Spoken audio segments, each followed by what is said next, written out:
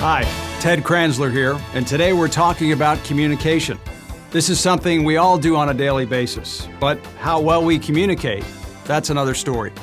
As soon as this video is done, you'll have an opportunity to share a 2-minute, possibly humorous story about a time in your life when something went wrong in your communication with a family member or coworker. So keep that in mind. I'm going to begin with a story. Everybody loves a good story. The other day I was out running errands and I needed to go by the bank to make a deposit. As I got out of my air-conditioned car, I felt the wave of heat and realized that today was going to be a real scorcher.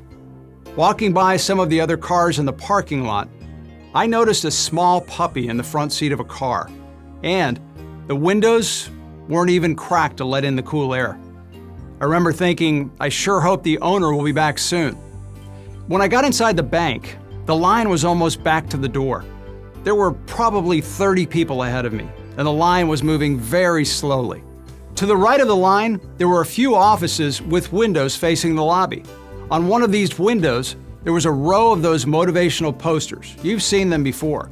They have a pretty picture and a big bold word and a description underneath.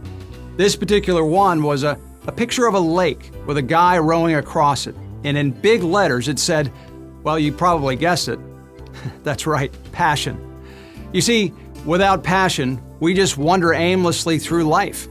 We need a reason to get up in the morning and a reason to go to work and be the best we can possibly be.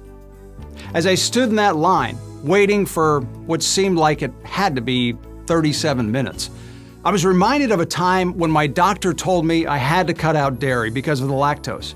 While he was telling me this, my mind started to wonder. Okay, full disclosure.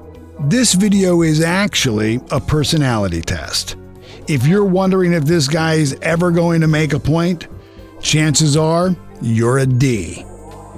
If you're still thinking about the 2-minute story you're going to deliver at the end, you're probably an I. No, it was Mr. Grendelman. And no, it was Mr. Farnsworth. If all you can think about is a fictitious puppy and a hot car, you might be an S. Actually, it was Wyoming. If all the mistakes and incongruencies in the graphics are driving you crazy, you're most likely a C. Reminds me of Mr. Grendelman. He was from Idaho also. He was my favorite teacher.